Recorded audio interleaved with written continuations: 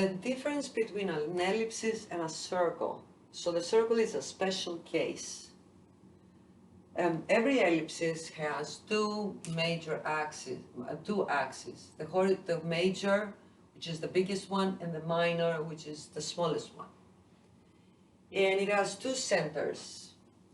And the idea is that if you find the distance from any point of the ellipsis from the two centers, the sum of these two distances creates a certain number, okay?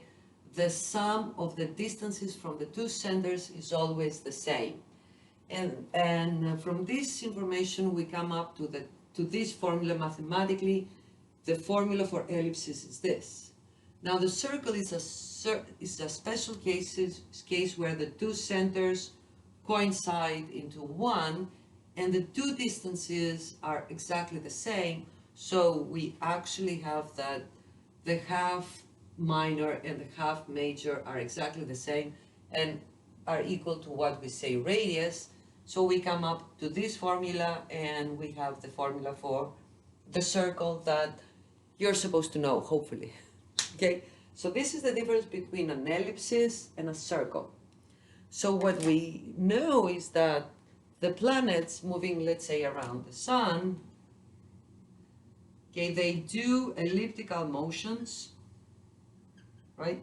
They rotate around the sun, and the sun is at the one of the two centers, the two foci, as we say. Okay, of course, it's not that oval. It's like closer to the form of a circle. That means that, for example, the Earth, the orbit of the Earth around the sun is not like that.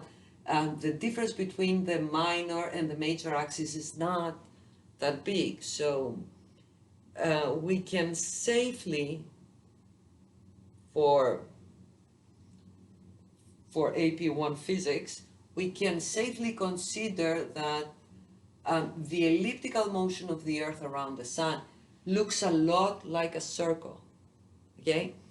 And that is what we use in order to find the formulas of the satellites. We use the idea of the circle and not the idea of the ellipses for the satellites. We do that knowing that that's not the case for all satellites orbiting all other objects, okay? But it's really hard to use the formula for the orbit where we need to find the average distance, and again, that's not totally correct, okay? The math needed to use the actual formula for the ellipses becomes very hard, and it's not in the math that you know. So what we do is, although we say that Kepler said all satellites move in elliptical motions, we do everything with circular motion, all right? So apparently for an object to orbit around a big mass like Earth, right? Let's say we have the Earth and we have a satellite. For a satellite to orbit around the Earth, what we know is that the force due to gravity, the force that the Earth pulls all objects with, works as the centripetal force, okay? Meaning that if a satellite is here, the force due to gravity is the centripetal force. As a result, we can have a satellite only if this satellite does a circular motion where the center of this circular motion is the center of the Earth, okay? The satellites can rotate in a way that the center of the motion is the center of the Earth. There's no case where a satellite can do a circular motion like this, having some other point as the center of the circular motion. No way. There's no way you can see a satellite doing something like that. The center of the motion has to be the center of the Earth. All right, that's very important. Now, what kind of satellites do we usually use? So this is out of the question. Forget it. Let's move on. What kind of satellites do we use?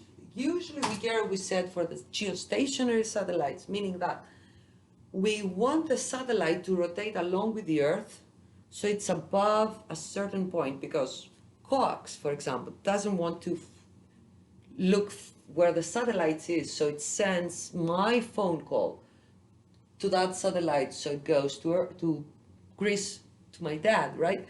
So coax needs to know where the satellite is. It needs to know that it's above that point. Okay, so it sends the signal at a certain direction, okay, angle, direction.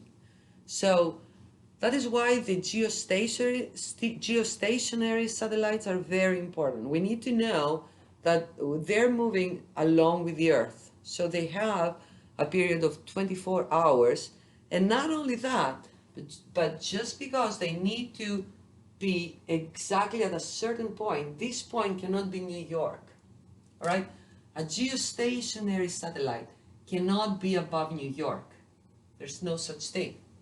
All geostationary satellites can follow the rules that all satellites have. That means that the center of their motion has to be the center of the Earth. So all geostationary satellites are at a certain area close to the equator. They orbit at the equator. Okay.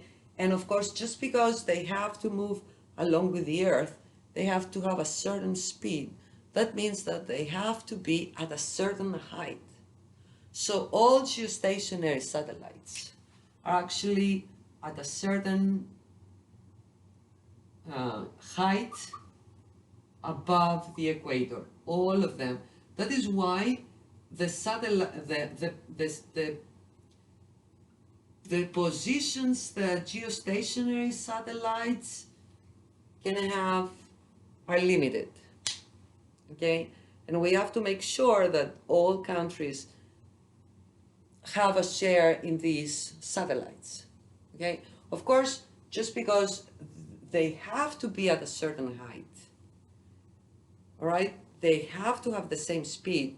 They all move parallel to each other, okay? We don't have the idea of, I don't know if you've seen the Gravity movie where satellites like crush it. No, we don't have such things.